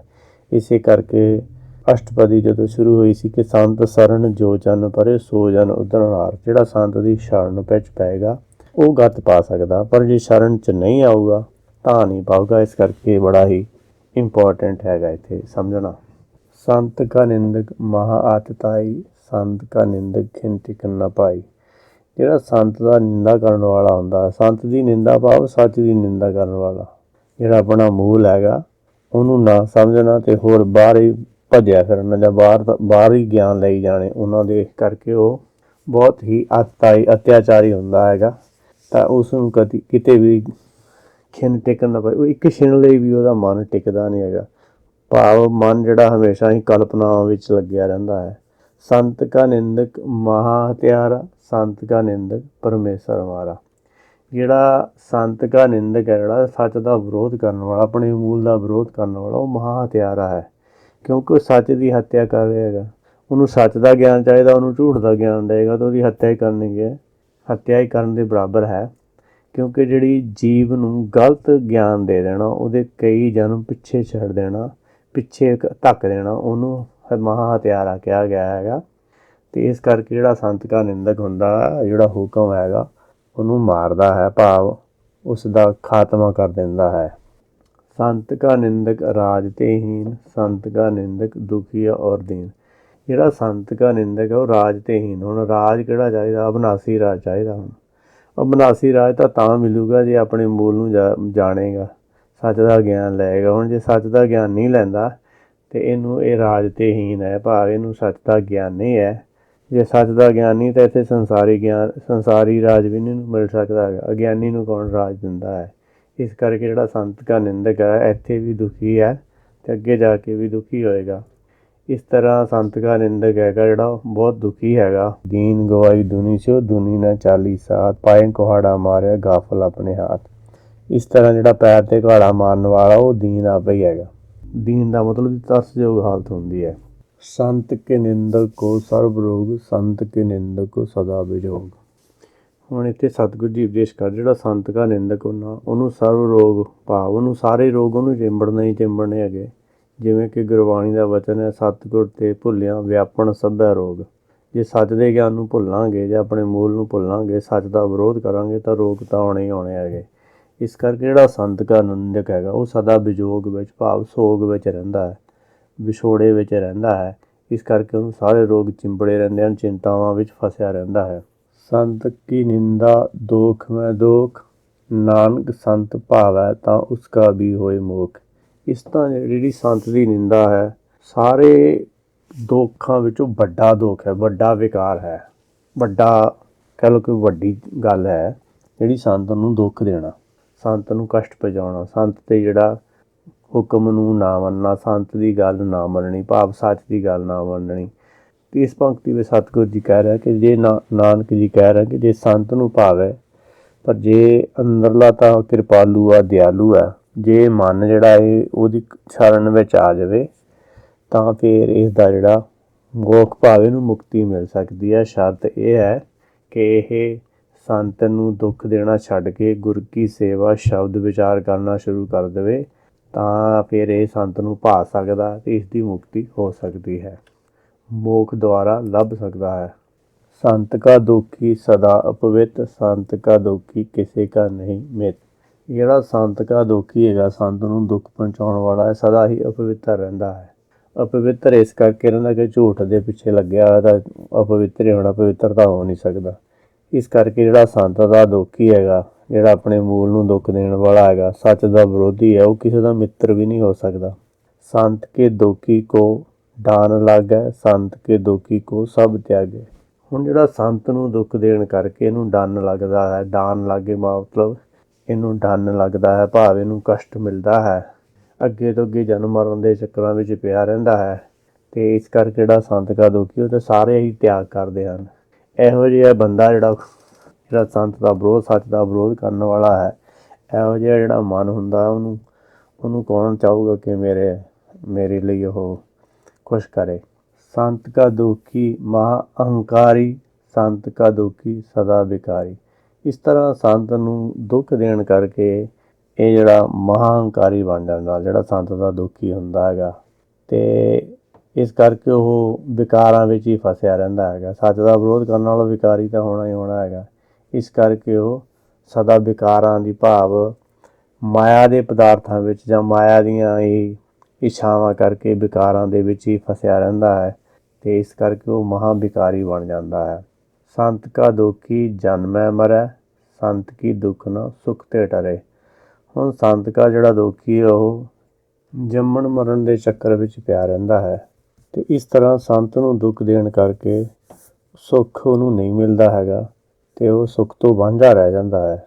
ਸੰਤ ਕੇ ਦੁਖੀ ਕੋ ਨਾਹੀ ਠਾਓ, ਨਾਨਕ ਸੰਤ ਭਾਵੈ ਤਾਂ ਲੈ ਮਲਾਏ। ਕਿ ਜਿਹੜਾ ਸੰਤ ਦਾ ਦੁਖੀ ਆ ਉਹਨੂੰ ਕੋਈ ਠਿਕਾਣਾ ਨਹੀਂ ਮਿਲਦਾ ਹੈਗਾ, ਠਾਓ ਮਤਲਬ ਥਾਂ ਨਹੀਂ ਮਿਲਦੀ ਕਿਤੇ ਵੀ, ਪਰ ਜੇ ਸੰਤ ਨੂੰ ਭਾ ਜਾਵੇ ਤਾਂ ਉਹ ਉਹਨੂੰ ਮਿਲਾ ਸਕਦਾ ਹੈ। ਭਾਵ ਜੇ ਉਹ ਸੰਤ ਦੀ ਨਿੰਦਾ ਛੱਡ ਦੇਵੇ ਤਾਂ ਉਹ ਸੰਤ ਨੂੰ ਭਾ ਜਾਏਗਾ ਅਤੇ ਸੰਤ ਉਹਨੂੰ ਆਪਣੇ ਨਾਲ ਮਿਲਾ ਲਵੇਗਾ। ਸੰਤ ਕਾ ਦੁਖੀ ਅੱਧ ਬੀਚ ਤੇ ਟੂਟੇ, ਸੰਤ ਕਾ ਦੁਖੀ ਕਿਤੇ ਕਾਜ ਨਾ ਪਹੁੰਚੇ। ਜਿਹੜਾ ਸੰਤ ਨੂੰ ਦੁੱਖ ਦਿੰਦਾ ਹੈ ਉਹ ਅੱਧ ਬੀਚ ਤੇ ਟੂਟੇ ਦਾ ਮਤਲਬ ਭਾਵ ਉਹਦਾ ਜਿਹੜਾ ਗਿਆਨ ਹੈਗਾ ਉਹ ਅੱਧਾ ਹੀ ਰਹਿ ਜਾਂਦਾ, ਅਗਿਆਨੀ ਹੀ ਰਹਿ ਜਾਂਦਾ ਹੈਗਾ। ਕਿਉਂਕਿ ਜਿਹੜਾ ਅਸਲੀ ਕੰਮ ਤਾਂ ਹੈਗਾ ਉਹ ਕਿ ਮਨ ਤੂੰ ਜੋਤ ਸਰੂਪ ਹੈ, ਆਪਣਾ ਮੂਲ ਪਛਾਣ, ਆਪਣੇ ਮੂਲ ਨੂੰ ਪਛਾਣਨ ਦਾ ਕੰਮ ਹੈ, ਪਰ ਉਹ ਤਾਂ ਕਰਦਾ ਨਹੀਂ। ਇਸ ਕਰਕੇ ਇਹ ਅੱਧ ਵਿੱਚ ਤੋਂ ਹੀ ਟੁੱਟ ਜਾਂਦਾ, ਅੱਧ ਦੇ ਵਿੱਚ ਹੀ ਇਹਦਾ ਜਿਹੜਾ ਸਮਾਂ ਖਤਮ ਹੋ ਜਾਂਦਾ ਹੈ ਅਤੇ ਸੱਚ ਨੂੰ ਸਮਝਦਾ ਨਹੀਂ ਹੈਗਾ। ਅਤੇ ਇਸ ਕਰਕੇ ਜਿਹੜਾ ਸੰਤ ਕਾ ਦੁਖੀ ਆ ਉਹਦਾ ਕਾਜ ਜਿਹੜਾ ਪੂਰਾ ਨਹੀਂ ਹੁੰਦਾ ਹੈਗਾ, ਕਿਉਂਕਿ ਸੱਚ ਨੂੰ ਸਮਝੂਗਾ ਤਾਂ ਕਾਜ ਪੂਰਾ ਹੋਣਾ, ਜੇ ਸੱਚ ਨੂੰ ਨਹੀਂ ਸਮਝੇਗਾ ਤਾਂ ਇਸ ਕਰਕੇ ਇਸਦਾ ਜਿਹੜਾ ਕਾਰਜ ਸਰਦਾ ਨਹੀਂ ਹੈਗਾ। ਸੰਤ ਕੇ ਦੁਖੀ ਕੋ ਅਧਿਆਨ ਭਰਮਾਈਐ, ਸੰਤ ਕਾ ਦੁਖੀ ਉਜੜ ਪਾਈਐ। ਇਸ ਤਰ੍ਹਾਂ ਜਿਹੜਾ ਸੰਤ ਦਾ ਦੁਖੀ ਹੁੰਦਾ ਹੈ ਉਹ ਅਧਿਆਨ ਭਾਵ ਅਗਿਆਨਤਾ ਵਿੱਚ ਇੱਧਰ ਉੱਧਰ ਭੱਜਿਆ ਫਿਰਦਾ ਰਹਿੰਦਾ, ਭਰਮਦਾ ਰਹਿੰਦਾ ਹੈ, ਅਤੇ ਇਸ ਕਰਕੇ ਉਹ ਉਜੜਿਆ ਰਹਿੰਦਾ ਹੈ, ਭਾਵ ਉਹਨੂੰ ਉਜਾੜ ਹੀ ਮਿਲਦੀ ਹੈ। ਕਿਉਂਕਿ ਜਿਹੜਾ ਹੈਗਾ ਛਾਇਆ ਛੂਛੀ ਜਗ ਭੁਲਾਨਾ। ਹੁਣ ਜਿਹੜੀ ਮਾਇਆ ਤਾਂ ਛੂਛੀ ਹੈਗੀ ਹੈ ਅਤੇ ਇਹਦੇ ਵਿੱਚ ਕੁਛ ਨਹੀਂ ਮਿਲਣਾ ਹੈਗਾ, ਅਤੇ ਇਸ ਕਰਕੇ ਉਹ ਉਜੜਿਆ ਰਹੂਗਾ, ਵਸੂਗਾ ਤਾਂ ਜੇ ਸੱਚ ਦਾ ਗਿਆਨ ਲਊਗਾ। ਇਸ ਕਰਕੇ ਉਹ ਉਜੜਿਆ ਹੀ ਰਹਿੰਦਾ ਹੈਗਾ। ਸੰਤ ਕਾ ਦੁਖੀ ਅੰਤਰ ਤੇ ਥੋਥਾ, ਜਿਉਂ ਸਾਸ ਬਿਨ ਮਿਰਤ ਕੀ ਲੋਥਾ। ਜਿਹੜਾ ਸੰਤ ਕਾ ਨਿੰਦਕ ਹੁੰਦਾ ਹੈ ਅੰਦਰੋਂ ਥੋਥਾ ਹੁੰਦਾ ਹੈ, ਭਾਵ ਉਹਦੇ ਅੰਦਰ ਕੋਈ ਸੱਚ ਦਾ ਬਾਰੇ ਕੋਈ ਜਾਣਕਾਰੀ ਨਹੀਂ ਹੁੰਦੀ ਹੈ। ਜਿਸ ਤਰ੍ਹਾਂ ਇੱਕ ਜਿਹੜੀ ਮਿਰਤਕ ਸਰੀਰ ਹੈ ਉਹਦੇ ਵਿੱਚ ਸਾਸ ਨਹੀਂ ਹੁੰਦੇ, ਇਸੇ ਤਰ੍ਹਾਂ ਜਿਹੜਾ ਸੰਤ ਦਾ ਨੂੰ ਦੁੱਖ ਦੇਣ ਵਾਲਾ ਹੈ ਉਹਦੇ ਵਿੱਚ ਸੱਚ ਦੀ ਅੰਸ਼ ਨਹੀਂ ਹੁੰਦੀ, ਉਹਦੇ ਕੋਲ ਸੱਚ ਦਾ ਗਿਆਨ ਬਿਲਕੁਲ ਨਹੀਂ ਹੁੰਦਾ, ਉਹ ਆਪਣੇ ਆਪ ਨੂੰ ਹੀ ਸਭ ਕੁਝ ਸਮਝਦਾ ਹੈ। ਸੰਤ ਕੇ ਦੁਖੀ ਕੀ ਜੜ ਕਿਛ ਨਾਹੇ, ਆਪਨ ਬੀਜ ਆਪੇ ਹੀ ਖਾਏ। ਹੁਣ ਜਿਹੜਾ ਸੰਤ ਕਾ ਦੁਖੀ ਉਹਦੀ ਜੜ ਕਿਛ ਨਾਹੇ, ਭਾਵ ਉਹਦੀ ਜੜ ਨਹੀਂ ਹੁੰਦੀ, ਓਪਰਾ ਹੁੰਦਾ, ਕਿਉਂਕਿ ਝੂਠ ਦਾ ਗਿਆਨ ਜਿਹੜਾ ਉਹਦੀ ਜੜ ਥੋੜ੍ਹਾ ਹੁੰਦੀ ਹੈ। ਤਾਂ ਆਖਣ ਸੁਣ ਪਾਉਣ ਕੀ ਬਾਣੀ, ਇਹ ਮਨ ਰੱਤਾ ਨਾਓ। ਜਿਹੜਾ ਆਖਣਾ ਸੁਣਨਾ ਹੈ ਪਾਉਣ ਦੀ ਬਾਣੀ, ਹਵਾ ਦੀਆਂ ਹਵਾਈ ਗੱਲਾਂ, ਜਿਵੇਂ ਕਹਿ ਲਓ ਹਵਾਈ ਗੱਲਾਂ ਹੁੰਦੀਆਂ ਹਨ। ਅਤੇ ਕਿਉਂਕਿ ਮਨ ਜਿਹੜਾ ਉਹ ਮਾਇਆ ਵਿੱਚ ਰੱਤਿਆ ਹੋਇਆ ਹੈ, ਇਸ ਕਰਕੇ ਜਿਹੜਾ ਉਹਦੀ ਜੜ ਨਹੀਂ ਹੁੰਦੀ ਗੀ। ਜੜ ਤਾਂ ਹੋਵੇ ਜੇ ਕਿਸੇ ਕੋਲ ਸੱਚ ਹੋਵੇ, ਸੱਚ ਦੀ ਜੜ ਲੱਗਦੀ ਹੈ। ਹੁਣ ਕੋਈ ਵੀ ਬੀਜ ਬੀਜਣਾ ਹੈ ਅਤੇ ਜੇ ਉਹਦੇ ਵਿੱਚ ਜੀ ਹੋਵੇ ਅਤੇ ਸੱਚ ਹੋਵੇ ਤਾਂ ਉਹ ਜੀ ਉੱਗਦਾ ਹੈਗਾ, ਤੇ ਜੇ ਉਹਦੇ ਵਿੱਚ ਦਾਣੇ ਦੇ ਵਿੱਚ ਜਿਹੜਾ ਹੈਗਾ ਉਹਦੇ ਵਿੱਚ ਜੀਓ ਹੀ ਨਹੀਂ ਹੈਗਾ, ਭੁੱਜ ਗਿਆ ਹੈ, ਤਾਂ ਉਹਨੇ ਕੀ ਗੁਣਾ ਹੈ। ਇਸ ਕਰਕੇ ਉਹ ਜੋ ਬੀਜਦਾ ਹੈਗਾ ਆਪਨ ਬੀਜ ਆਪੇ ਹੀ ਖਾਏ, ਜਿਹੜਾ ਕੁਛ ਉਹ ਬੀਜਦਾ ਉਹੀ ਖਾਂਦਾ ਹੈ। ਇਸ ਕਰਕੇ ਉਹ ਜੇ ਝੂਠ ਬੀਜਦਾ ਤਾਂ ਝੂਠੇ ਗੁਣਾ ਹੈਗਾ, ਅਤੇ ਇਸ ਕਰਕੇ ਉਹਦੀ ਜੜ੍ਹ ਤਾਂ ਸੱਚ ਦੀ ਹੋਣੀ ਹੈ। ਜਿਵੇਂ ਕਿ ਗੁਰਬਾਣੀ ਦਾ ਵਾਕ ਹੈ, ਵੇਦ ਪੁਕਾਰੇ ਪੁੰਨ ਪਾਪ, ਸੁਰਗ ਨਰਕ ਕਾ ਬੀਓ, ਜੋ ਬੀਜੇ ਸੋ ਉਗਵੈ, ਖਾਂਦਾ ਜਾਣੇ ਜੀਓ। ਹੁਣ ਜਿਹੜਾ ਵੇਦ ਦੇ ਵਿੱਚ ਜਿਹੜਾ ਗਿਆਨ ਪੁੰਨ ਪਾਪ ਦਾ ਜਾਂ ਸੁਰਗ ਨਰਕ ਦਾ, ਉਹ ਬੀਜ ਨੂੰ ਬੀਜਦਾ ਹੈ, ਉਹਨੂੰ ਵਿਚਾਰਦਾ ਨਹੀਂ ਹੈ, ਅਤੇ ਉਹ ਜੋ ਬੀਜਦਾ ਹੈ ਉਹੀ ਅੰਦਰੋਂ ਉੱਗਣਾ ਹੈਗਾ, ਅਤੇ ਉਹਨੂੰ ਖਾਂਦਾ ਜਿਹੜਾ ਜੀਵ ਜਿਹੜਾ ਹੈਗਾ ਉਹਨੂੰ ਹੀ ਖਾਂਦਾ ਹੈਗਾ। ਅਤੇ ਇਸ ਕਰਕੇ ਆਪਨ ਬੀਜ ਆਪੇ ਹੀ ਖਾਹੇ ਵਾਲੀ ਗੱਲ ਹੈ। ਅਤੇ ਜਿਹੜਾ ਸੱਚ ਬੀਜੂਗਾ, ਜਿਵੇਂ ਗੁਰਬਾਣੀ ਦਾ ਵਚਨ ਹੈ, ਗਿਆਨ ਸਲਾਹੇ ਵੱਡਾ ਕਰ, ਸੱਚੋ ਸੱਚਾ ਨਾਉ। ਜਿਹੜਾ ਗਿਆਨ ਦੀ ਵਡਿਆਈ ਕਰਦਾ ਹੈਗਾ, ਉਹਨੂੰ ਵੱਡਾ ਕਰਕੇ ਮੰਨਦਾ ਹੈ, ਅਤੇ ਉਹਦਾ ਸੱਚ ਵਿੱਚ ਥਾਂ ਬਣਦੀ ਹੈ, ਉਹਦਾ ਅੰਦਰ ਸੱਚ ਬੀਜਿਆ ਜਾਂਦਾ ਹੈ। ਅਤੇ ਸੱਚ ਬੀਜੇ ਸੱਚ ਉਗਵੈ, ਦਰਗਹਿ ਪਾਈਏ ਥਾਉ। ਅਤੇ ਉਹ ਸੱਚ ਬੀਜਦਾ ਹੈ ਅਤੇ ਉਹਦੇ ਅੰਦਰ ਸੱਚ ਹੀ ਉੱਗਦਾ ਹੈ। ਇਸ ਤਰ੍ਹਾਂ ਉਹਨੂੰ ਆਪਣੇ ਨਿੱਜ ਘਰ ਵਿੱਚ ਵਾਸਾ ਮਿਲ ਜਾਂਦਾ ਹੈ। ਇਸ ਕਰਕੇ ਜਿਹੋ ਜਿਹਾ ਕੋਈ ਅੰਦਰ ਆਪਣੇ ਗਿਆਨ ਪਾਉਂਦਾ ਹੈ, ਉਹੋ ਜਿਹਾ ਹੀ ਅੰਦਰੋਂ ਪੈਦਾ ਹੋਣਾ ਹੈ। ਇਸ ਕਰਕੇ ਜੇ ਸੱਚ ਬੀਜਾਂਗੇ ਤਾਂ ਹੀ ਸੱਚ ਉੱਗੇਗਾ, ਜੇ ਝੂਠ ਦਾ ਗਿਆਨ ਲਵਾਂਗੇ ਤਾਂ ਝੂਠ ਹੀ ਅੰਦਰੋਂ ਪੈਦਾ ਹੋਣਾ ਹੈ। ਸੰਤ ਕੇ ਦੋਖੀ ਕੋ ਅਵਰ ਨਾ ਰਾਖਨ ਹਾਰ, ਨਾਨਕ ਸੰਤ ਭਾਵੈ ਤਾਂ ਲੈ ਉਬਾਰ। ਜਿਹੜਾ ਸੰਤ ਦਾ ਦੋਖੀ ਹੈ, ਉਹਨੂੰ ਕੋਈ ਹੋਰ ਰੱਖਣ ਵਾਲਾ ਨਹੀਂ ਹੈਗਾ, ਉਹਦਾ ਕੋਈ ਹੋਰ ਉਹਨੂੰ ਨਹੀਂ ਰੱਖਦਾ ਹੈ। ਪਰ ਜੇ ਸੰਤ ਨੂੰ ਜਿਹੜਾ ਅੰਦਰਲਾ ਹਰੇਕ ਦਾ ਜਿਹੜਾ ਮੂਲ ਹੈ, ਜੇ ਉਹਨੂੰ ਇਹ ਚੰਗਾ ਲੱਗ ਜਾਵੇ ਤਾਂ ਉਹਨੂੰ ਉਬਾਰ ਸਕਦਾ ਹੈ।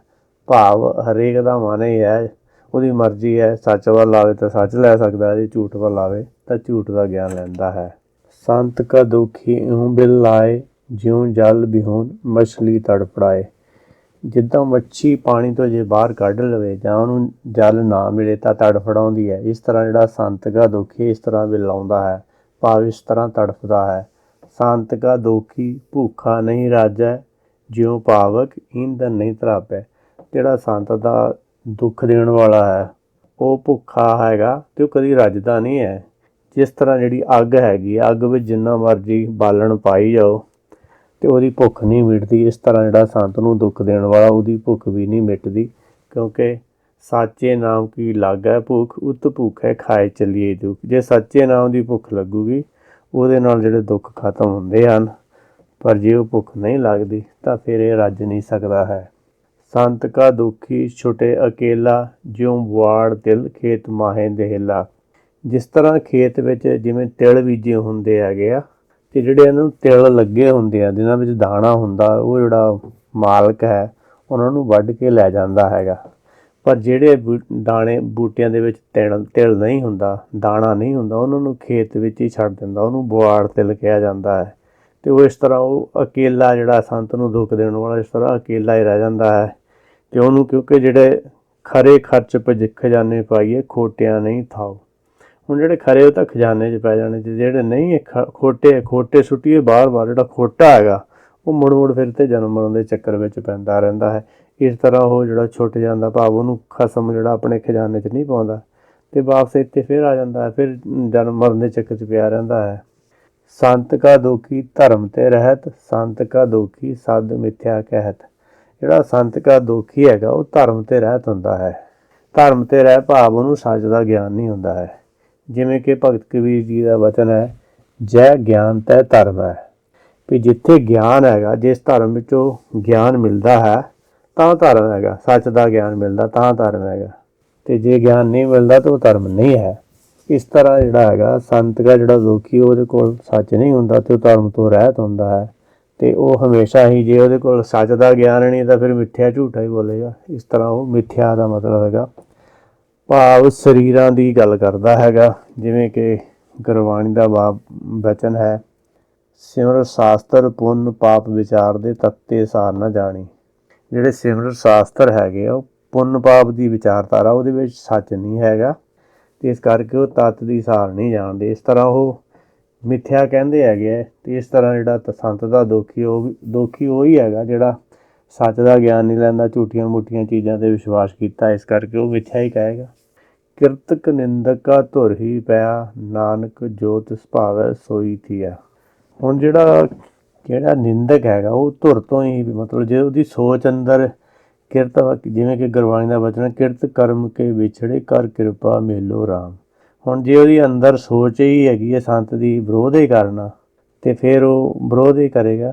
ਤੇ ਇਸ ਕਰਕੇ ਜੋ ਉਹਨੂੰ ਚੰਗਾ ਲੱਗਦਾ ਫਿਰ ਉਹੀ ਹੋਣਾ ਹੈਗਾ, ਤੇ ਹੁਕਮ ਵੀ ਫਿਰ ਉਹਨੂੰ ਉਸੇ ਹਿਸਾਬ ਨਾਲ ਚਲਾਉਂਦਾ ਹੈ ਜਿਸ ਤਰ੍ਹਾਂ ਉਹ ਚੱਲਣਾ ਚਾਹੁੰਦਾ ਹੈ। ਇਸ ਤਰ੍ਹਾਂ ਜਿਹੜਾ ਨਿੰਦਕ ਹੈਗਾ ਉਹਨੇ ਧੁਰ ਤੋਂ ਹੀ ਨਿੰਦਾ ਕਰਨ ਦੀ ਸੋਚੀ ਹੁੰਦੀ ਹੈ, ਤੇ ਉਹ ਨਿੰਦਾ ਹੀ ਕਰਕੇ ਖਪਦਾ ਮਰਦਾ ਰਹਿੰਦਾ ਹੈ।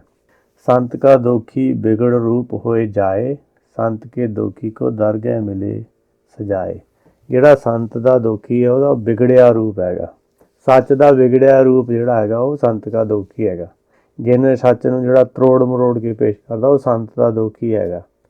ਇਸ ਤਰ੍ਹਾਂ ਜਿਹੜਾ ਸੰਤ ਦਾ ਦੋਖੀ ਹੈਗਾ ਉਹਨੂੰ ਦਰਗਹਿ ਵਿੱਚ ਸਜ਼ਾ ਮਿਲਦੀ ਹੈ। ਹੁਣ ਦੇਖੋ ਤਾਂ ਆਪਾਂ ਜਿੰਨੇ ਵੀ ਹੈਗੇ ਆ ਸਾਰੇ ਕਹਿੰਦੇ ਅਸੀਂ ਗੁਰੂ ਗ੍ਰੰਥ ਸਾਹਿਬ ਨੂੰ ਮੰਨਦੇ ਹੈਗੇ, ਪਰ ਇਹ ਰਾਧਾ ਸਵਾਮੀ ਵਾਲੇ ਇਹ ਨਿਰੰਕਾਰੀ ਹੋਰ ਸੰਪਰਦਾਵਾਂ ਕਿੱਥੋਂ ਆ ਗਈਆਂ? ਇਹ ਸਾਰੀਆਂ ਜਿਹੜੀਆਂ ਸੱਚ ਸੰਤ ਨੂੰ ਦੁੱਖ ਦੇਣ ਕਰਕੇ, ਸੱਚ ਦਾ ਵਿਰੋਧ ਕਰਨ ਕਰਕੇ, ਆਪਣੀ ਮਨਮਤ ਕਰਕੇ ਪੈਦਾ ਹੋਈਆਂ ਹੈਗੀਆਂ। ਤੇ ਜੇ ਸੱਚ ਹੋਵੇ ਤਾਂ ਸਾਰਿਆਂ ਕੋਲ ਸੱਚ ਹੋਵੇ ਤਾਂ ਸਾਰਿਆਂ ਦੀ ਜਿਹੜੀ ਮੱਤ ਇੱਕ ਹੋਣੀ ਚਾਹੀਦੀ, ਸਾਰਿਆਂ ਕੋਲ ਗੁਰਮੱਤ ਹੋਣੀ ਚਾਹੀਦੀ, ਗੁਰਬਾਣੀ ਦੇ ਗਿਆਨ ਵਾਲੀ ਮੱਤ ਹੋਣੀ ਚਾਹੀਦੀ, ਵਿਵੇਕ ਬੁੱਧ ਹੋਣੀ ਚਾਹੀਦੀ ਹੈ। ਪਰ ਇਹਨਾਂ ਨੇ ਸੱਚ ਨੂੰ ਛੱਡਿਆ ਹੋਇਆ ਹੈ। ਇਸ ਕਰਕੇ ਜਿਹੜੀਆਂ ਦੂਸਰੀਆਂ ਮੱਤਾਂ, ਰਾਧਾ ਸਵਾਮੀ ਹੋ ਗਿਆ, ਨਿਰੰਕਾਰੀ ਹੋ ਗਿਆ, ਹੋਰ ਕਿੰਨੀਆਂ ਹੀ ਸੰਪਰਦਾਵਾਂ ਬਣੀਆਂ ਹੈਗੀਆਂ, ਇਹ ਸਾਰੇ ਜਿਹੜੇ ਹੈਗੇ ਆ ਸੱਚ ਦਾ ਵਿਗੜਿਆ ਹੋਇਆ ਰੂਪ ਹੈਗਾ।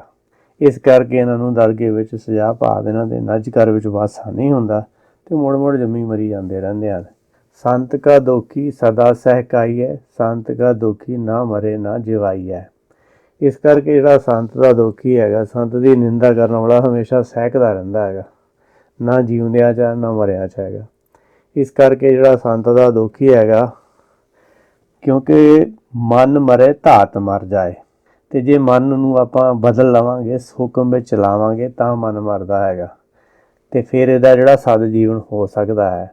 ਪਰ ਕਿਉਂਕਿ ਇਹ ਸੱਚ ਦਾ ਵਿਰੋਧ ਕਰਦੇ ਆ, ਇਸ ਕਰਕੇ ਇਹਨਾਂ ਦਾ ਮਨ ਮਰ ਨਹੀਂ ਸਕਦਾ, ਮਨ ਇਹਨਾਂ ਦੇ ਕਾਬੂ ਵਿੱਚ ਨਹੀਂ ਆ ਸਕਦਾ। ਇਸ ਕਰਕੇ ਇਹ ਜਿਉਂਦੇ ਨਹੀਂ ਹੋ ਸਕਦੇ। ਇਸ ਕਰਕੇ ਨਾ ਇਹ ਮਰਦੇ ਤਾਂ ਨਾ ਇਹ ਜਿਉਂਦੇ, ਸਹਿਕਦੇ ਹੀ ਰਹਿੰਦੇ ਹੈਗੇ। ਭਾਵ ਸੰਤ ਕੇ ਦੋਖੀ ਕੀ ਪੂਜੇ ਨ ਆਸਾ, ਸੰਤ ਕਾ ਦੋਖੀ ਉੱਠ ਚਲੇ ਨਰਾਸਾ। ਜਿਹੜਾ ਸੰਤ ਕਾ ਦੋਖੀ ਆ ਉਹਦੀ ਜਿਹੜੀ ਆਸਾ ਪੂਰੀ ਨਹੀਂ ਹੋ ਸਕਦੀ, ਕਿਉਂਕਿ ਏਕ ਆਸ ਰਾਖੋ ਮਨ ਮਾਹੇ, ਸਰਬ ਰੋਗ ਨਾਨਕ ਮਿਟ ਜਾਏ। ਹੁਣ ਜਿਹੜੀ ਇੱਕ ਆਸ ਹੈ, ਜਿਹੜਾ ਸੱਚ ਦੇ ਗਿਆਨ ਦੀ ਆਸ ਆ, ਉਹੀ ਪੂਰੀ ਹੋ ਸਕਦੀ ਹੈਗੀ ਆ। ਤੇ ਜਿਹੜਾ ਸੰਤ ਦਾ ਦੋਖੀ ਆ ਉਹਦੀ ਇਹ ਆਸ ਤਾਂ ਪੂਰੀ ਹੋ ਹੀ ਨਹੀਂ ਸਕਦੀ, ਕਿਉਂਕਿ ਸੱਚ ਨੂੰ ਤਾਂ ਸਮਝਦਾ ਹੀ ਨਹੀਂ, ਉਸ ਬੋਲਦਾ ਸਮਝਦਾ ਕਿ ਮੈਂ ਹੀ ਸਭ ਕੁਛ ਹੈਗਾ। ਇਸ ਕਰਕੇ ਉਹ ਇਸ ਸੰਸਾਰ ਤੋਂ ਨਿਰਾਸ਼ਾ ਹੀ ਚਲਾ ਜਾਂਦਾ ਹੈ, ਤੇ ਉਹਦੀ ਜਿਹੜੀ ਆਸ ਜਿਹੜੀ ਆ ਸੱਚ ਨੂੰ ਸਮਝਣ ਦੀ, ਬ੍ਰਹਮ ਗਿਆਨ ਲੈਣ ਦੀ ਪੂਰੀ ਨਹੀਂ ਹੁੰਦੀ। ਸੰਤ ਕੇ ਦੋਖ ਨਾ ਤ੍ਰਿਸ਼ਟੈ ਕੋਏ, ਜੈਸਾ ਭਾਵੈ ਤੈਸਾ ਕੋਈ ਹੋਏ। ਹੁਣ ਜਿਹੜਾ ਸੰਤ ਕਾ ਦੋਖੀ ਹੈ ਉਹਦੀ ਜਿਹੜੀ ਤ੍ਰਿਸ਼ਨਾ ਹੈਗੀ ਆ, ਉਹਦੀ ਜਿਹੜੀ ਭੁੱਖ ਆ ਉਹ ਪੂਰੀ ਨਹੀਂ ਹੁੰਦੀ ਹੈਗੀ, ਕਿਉਂਕਿ ਜੈਸਾ ਭਾਵੇ, ਹੁਣ ਜਿਸ ਤਰ੍ਹਾਂ ਕਿਸੇ ਨੂੰ ਚੰਗਾ ਲੱਗਦਾ ਹੈ ਉੱਦਾਂ ਹੀ ਹੁੰਦਾ ਹੈ। ਜੇ ਕੋਈ ਸੱਚ ਦਾ ਗਿਆਨ ਲੈਂਦਾ ਹੈ ਤੇ ਉਹਨੂੰ ਸੱਚ ਮਿਲਦਾ ਹੈ, ਜੇ ਝੂਠ ਦਾ ਗਿਆਨ ਲੈਂਦਾ ਹੈ ਤਾਂ ਝੂਠ ਦਾ ਗਿਆਨ ਮਿਲਦਾ ਹੈ। ਜਿਵੇਂ ਕਿ ਗੁਰਬਾਣੀ ਦਾ ਵਚਨ ਹੈ, ਜਿਉ ਮਨ ਦੇਖੇ ਪਰ ਮਨ ਤੈਸਾ, ਜੈਸੀ ਮਨਸਾ ਤੈਸੀ ਦਸਾ। ਜਿਸ ਤਰ੍ਹਾਂ ਕੋਈ ਦੇਖਦਾ ਹੈ ਉਹਨੂੰ ਉਸੇ ਤਰ੍ਹਾਂ ਹੀ ਨਜ਼ਰ ਆਉਂਦਾ ਹੈ। ਜਿਸ ਤਰ੍ਹਾਂ ਦੀ ਕਿਸੇ ਦੇ ਅੰਦਰ ਇੱਛਾ ਹੁੰਦੀ ਹੈ ਤੇ ਉਹਦੀ ਉਹੋ ਜਿਹੀ ਦਿਸ਼ਾ ਬਣ ਜਾਂਦੀ ਹੈ, ਉਹ ਉਸ ਦਿਸ਼ਾ ਵੱਲ ਚੱਲਦਾ ਹੈਗਾ ਉਹ। ਇਸ ਕਰਕੇ ਜਿਹੜਾ ਜੈਸਾ ਭਾਵੇ ਤੈਸਾ ਕੋਈ, ਜਿੱਦਾਂ ਦਾ ਕਿਸੇ ਨੂੰ ਚੰਗਾ ਲੱਗਦਾ ਉੱਦਾਂ ਹੀ ਹੁੰਦਾ ਹੈਗਾ। ਤੇ ਜੇ ਸੱਚ ਦਾ ਗਿਆਨ ਲਊਗਾ ਤਾਂ ਤੁਹਾਨੂੰ ਸੱਚ ਦੀ ਸਮਝ ਆਊਗੀ, ਜੇ ਝੂਠ ਦਾ ਗਿਆਨ ਲਊਗਾ ਤਾਂ ਝੂਠ ਦੀ ਸਮਝ ਆਊਗੀ। ਪੈਆ ਕਿਰਤ ਨਾ ਮੇਟੇ ਕੋਏ, ਨਾਨਕ ਜਾਣੇ ਸੱਚਾ ਸੋਏ। ਹੁਣ ਇੱਥੇ ਵਚਨ ਹੈ ਕਿ ਹਰੇਕ ਦੀ ਜਿਹੜੀ ਸੋਚ ਹੈਗੀ ਆ, ਉਹਦੇ ਕਰਕੇ ਉਹਨੂੰ ਕੋਈ ਮੇਟ ਨਹੀਂ ਸਕਦਾ, ਉਹਨੂੰ ਕੋਈ ਬਦਲ ਨਹੀਂ ਸਕਦਾ, ਜਿੰਨਾ ਚਿਰ ਉਹ ਆਪਣੇ ਆਪ ਬਦਲਣਾ ਨਹੀਂ ਚਾਹੁੰਦਾ ਹੈਗਾ। ਤੇ ਨਾਨਕ ਜੀ ਕਹਿੰਦੇ ਹਨ ਕਿ ਇਹ ਜਿਹੜਾ ਸੱਚਾ ਉਹ ਸਭ ਕੁਝ ਜਾਣਦਾ ਹੈ। ਜਿਵੇਂ ਕਿ ਗੁਰਬਾਣੀ ਦਾ ਇੱਕ ਹੋਰ ਵਚਨ, ਪਈਏ ਕਿਰਤ ਨੱਚੇ ਸਭ ਕੋਈ। ਹੁਣ ਇਹ ਕਿਰਤ ਆਪਣੀ ਸੋਚ ਕਰਕੇ ਨੱਚ ਰਹੇ ਹੈਗੇ, ਹੁਕਮ ਉਹਨਾਂ ਨੂੰ ਨਚਾਉਂਦਾ ਹੈਗਾ। ਤੇ ਸੱਚੇ ਨੂੰ ਤਾਂ ਪਤਾ ਹੈ ਕਿ ਆਪਣੀ ਸੋਚ ਕਰਕੇ ਹੀ ਜੇ ਕੋਈ ਫਸਿਆ ਤਾਂ ਫਸਿਆ, ਜੇ ਚਾਹਵੇ ਤਾਂ ਉਹ ਨਿਕਲ ਸਕਦਾ, ਪਰ ਆਪੋ ਆਪਣੀ ਸੋਚ ਹੋਣ ਕਰਕੇ ਇੱਥੇ ਫਸੇ ਹੋਏ ਹਨ ਜੀਵ। ਸਭ ਘਟ ਤਿਸਕੇ ਉਹ ਕਰਨੇ ਹਾਰ, ਸਦਾ ਸਦਾ ਤਿਸਕੋ ਨਮਸਕਾਰ। ਕਿ ਜਿਹੜੇ ਸਾਰੇ ਹਿਰਦੇ ਹੈਗੇ ਆ ਉਹਨਾਂ ਨੂੰ ਚਲਾਉਣ ਵਾਲਾ ਹੁਕਮ ਹੈ, ਸ਼ਬਦ ਗੁਰੂ ਹੈ। ਤੇ ਸਦਾ ਸਦਾ ਲਈ ਉਹਨੂੰ ਨਮਸਕਾਰ ਕਰਨੀ ਚਾਹੀਦੀ ਹੈਗੀ ਆ। ਪ੍ਰਭ ਕੀ ਉਸਤਤ ਕਰੋ ਦਿਨ ਰਾਤ, ਤਿਸੇ ਧਿਆਵੋ ਸਾਸ ਗਰਾਸ। ਹੁਣ ਜਿਹੜਾ ਪ੍ਰਭ ਆਪਣਾ ਮੂਲ ਹੈ ਉਹਦੀ ਉਸਤਤ ਕਰਨੀ ਚਾਹੀਦੀ ਦਿਨ ਰਾਤ ਹਮੇਸ਼ਾ, ਅਤੇ ਉਹਦੇ ਵਿੱਚ ਹੀ ਧਿਆਨ ਰੱਖਣਾ ਚਾਹੀਦਾ। ਜਿਵੇਂ ਸਾਸ ਗਰਾਸ, ਜਿਵੇਂ ਆਪਾਂ ਸਾਸ ਅੰਦਰ ਲੈ ਕੇ ਜਾਂਦੇ ਹਾਂ ਅਤੇ ਸਾਸ ਬਾਹਰ ਲੈ ਕੇ ਜਾਂਦੇ ਹਾਂ, ਇਸ ਤਰ੍ਹਾਂ ਜਿਹੜਾ ਧਿਆਨ ਹੈ ਹਮੇਸ਼ਾ, ਕਿਉਂਕਿ ਸਾਸ ਗਿਰਾਸ, ਹੁਣ ਹਰੇਕ ਸਾਸ ਦੇ ਨਾਲ ਉਹਨੂੰ ਗਿਰਾਸ ਭਾਵ ਗਿਆਨ ਮਿਲਣਾ ਚਾਹੀਦਾ ਹੈਗਾ, ਤਾਂ ਉਹਦੇ ਵਿੱਚ ਧਿਆਨ ਰਹੇਗਾ। ਜੇ ਉਹਨੂੰ ਗਿਆਨ ਦੇ ਰਹੇ ਹਾਂ ਅਤੇ ਆਪਾਂ ਤਾਂ ਭੁੱਖਾ ਹੀ ਮਾਰਿਆ, ਜਿਵੇਂ ਪਹਿਲਾਂ ਸਾਰੀ ਅਸ਼ਟਪਦੀ ਵਿੱਚ ਆਇਆ ਸੰਤ ਕਾ ਦੁਖੀ, ਅਤੇ ਜੇ ਉਹਨੂੰ ਭੋਜਨ ਨਹੀਂ ਦੇ ਰਹੇ ਤਾਂ ਭੁੱਖਾ ਮਾਰ ਰਹੇ ਹਨ। ਪਰ ਜੇ ਆਪਾਂ ਸੱਚ ਦਾ ਗਿਆਨ ਲੈ ਰਹੇ ਹਾਂ, ਜਿਵੇਂ ਕਿ ਗੁਰਬਾਣੀ ਦਾ ਵਚਨ ਹੈ, ਗੁਰ ਕੀ ਸੇਵਾ ਸ਼ਬਦ ਵਿਚਾਰ। ਹੁਣ ਜੇ ਗਿਆਨ ਆਪਾਂ ਸ਼ਬਦ ਦੀ ਵਿਚਾਰ ਕਰ ਰਹੇ ਹਾਂ ਤਾਂ ਉਹਨੂੰ ਸਾਸ ਗਿਰਾਸ ਨਾਲ ਗਿਆਨ ਮਿਲ ਰਿਹਾ ਹੈਗਾ। ਸਭ ਕੁਛ ਵਰਤੇ ਤਿਸਕਾ ਕੀਆ, ਜੈਸਾ ਕਰੇ ਤੈਸਾ ਕੋ ਥੀਆ। ਹੁਣ ਜਿਹੜਾ ਸਾਰਾ ਕੁਛ ਵਰਤਦਾ ਹੈਗਾ, ਇਹ ਆਪਣਾ ਜਿਹੜਾ ਮੂਲ ਹੈਗਾ ਉਹਦੀ ਇੱਛਾ ਸ਼ਕਤੀ 'ਤੇ ਖੜ੍ਹਾ ਹੈਗਾ। ਉਹਦੀ ਇੱਛਾ ਸ਼ਕਤੀ ਨੂੰ ਹੀ ਪ੍ਰਮੁੱਖ ਰੱਖ ਕੇ ਜਿਹੜਾ ਹੁਕਮ ਹੈ ਉਹਨੂੰ ਅੱਗੇ ਤੋਂ ਅੱਗੇ ਗਿਆਨ ਦੇ ਰਿਹਾ ਹੈਗਾ। ਅਤੇ ਜੇ ਉਹਦੇ ਅੰਦਰ ਸੱਚ ਲੈਣ ਦੀ ਇੱਛਾ ਹੋਵੇ ਤਾਂ ਉਹਨੂੰ ਸੱਚ ਮਿਲਦਾ ਹੈ, ਅਤੇ ਜੇ ਉਹਦੇ ਅੰਦਰ ਝੂਠ ਦੀ ਇੱਛਾ ਹੋਵੇ ਤਾਂ ਉਹ ਝੂਠ ਮਿਲਦਾ ਹੈ। ਆਪਣਾ ਖੇਲ ਆਪ ਕਰਨੇ ਹਾਰ, ਦੂਸਰ ਕੌਣ ਕਹੇ ਵਿਚਾਰ। ਹੁਣ ਜਿਹੜਾ ਖੇਲ ਹੈਗਾ ਉਹਦਾ ਆਪਣਾ ਹੀ ਹੈਗਾ ਅਤੇ ਉਹ ਆਪ ਕਰਨੇ ਵਾਲਾ ਹੈਗਾ, ਅਤੇ ਦੂਸਰਾ ਹੋਰ ਉਹਦੀ ਕੌਣ ਵਿਚਾਰ ਕਰ ਸਕਦਾ ਹੈਗਾ। ਜਿਸ ਨੂੰ ਕਿਰਪਾ ਕਰੇ ਤਿਸ ਆਪਨ ਨਾਮ ਦੇਈ, ਵਡਭਾਗੀ ਨਾਨਕ ਜਨ ਸੇਈ। ਆਖਰੀ ਪੰਕਤੀ ਵਿੱਚ ਸਤਿਗੁਰੂ ਜੀ ਉਪਦੇਸ਼ ਕਰਦੇ ਹਨ ਕਿ ਜਿਸ 'ਤੇ ਕਿਰਪਾ ਕਰੇ। ਹੁਣ ਜਿਹੜਾ ਆਪਣੀ ਕਿਰਪਾ ਆਪਣੇ 'ਤੇ ਕਰਦਾ ਹੈਗਾ, ਭਾਵ ਸੱਚ ਦਾ ਗਿਆਨ ਲੈਂਦਾ ਹੈਗਾ, ਅਤੇ ਉਹਨੂੰ ਨਾਮ ਜਿਹੜਾ ਮਿਲਦਾ ਹੈਗਾ, ਜਾਂ ਨਾਮ ਤਿਸ ਆਪਨ ਨਾਮ ਦੇ। ਹੁਣ ਜੇ ਆਪਣੇ ਮੂਲ ਦੀ ਕੋਈ ਸ਼ਰਨ ਵਿੱਚ ਜਾਊਗਾ ਤਾਂ ਉਹਨੂੰ ਆਪਣਾ ਗਿਆਨ ਹੋਊਗਾ ਕਿ ਮੈਂ ਕੌਣ ਹੈ, ਮਨ ਤੂੰ ਜੋਤ ਸਰੂਪ ਹੈ। ਕਹਿੰਦੇ ਵਡਭਾਗੀ ਨਾਨਕ ਜਨ ਸੇ। ਉਹ ਜਨ ਵਡਭਾਗੀ ਹੁੰਦੇ ਹਨ, ਉਹਨਾਂ ਦੇ ਵੱਡੇ ਭਾਗ ਹੋ ਜਾਂਦੇ ਹਨ, ਕਿਉਂਕਿ ਉਹ ਆਪਣਾ ਗਿਆਨ ਲੈਂਦੇ ਹਨ। ਇਸ ਕਰਕੇ ਉਹਨਾਂ 'ਤੇ ਕਿਰਪਾ ਹੋ ਜਾਂਦੀ ਹੈ ਅਤੇ ਉਹਨਾਂ ਨੂੰ ਨਾਮ ਮਿਲ ਜਾਂਦਾ ਹੈ। ਪਰ ਜਿਹੜੇ ਨਹੀਂ ਆਪਣਾ ਗਿਆਨ ਲੈਂਦੇ, ਆਪਣੇ ਆਪ ਨੂੰ ਨਹੀਂ ਸਮਝਦੇ, ਮੂਲ ਨਾ ਬੂਝੇ ਆਪ ਨਾ ਸੂਝੇ, ਭਰਮ ਵਿਆਪੀ ਅਹੰਗ ਮਨੀ। ਜਿਹੜਾ ਆਪਣੇ ਮੂਲ ਨੂੰ ਨਹੀਂ ਬੁੱਝਦੇ, ਆਪਣੇ ਆਪ ਨੂੰ ਨਹੀਂ ਸਮਝਦੇ, ਉਹਨਾਂ ਦੇ ਅੰਦਰ ਹੰਕਾਰ ਹੁੰਦਾ ਹੈ, ਅਤੇ ਉਹਨਾਂ ਦੇ ਅੰਦਰ ਜਿਹੜਾ ਤੇ ਭਰਮ ਹੋਣ ਕਰਕੇ ਉਹ ਮੁੜ ਕੇ ਸੰਤ ਦਾ ਵਿਰੋਧ ਕਰਦੇ ਆ। ਪਰ ਜਿਹੜੇ ਮੂਲ ਨੂੰ ਬੁੱਝਦੇ ਹੈਗੇ ਆ, ਉਹ ਸੱਚ ਨੂੰ ਸਮਝਦੇ ਆ, ਤਾਂ ਉਹ ਵਡਭਾਗੀ ਜਨ ਬਣ ਜਾਂਦੇ ਹਨ। ਵਾਹਿਗੁਰੂ ਜੀ ਕਾ ਖਾਲਸਾ, ਵਾਹਿਗੁਰੂ ਜੀ ਕੀ ਫਤਿਹ।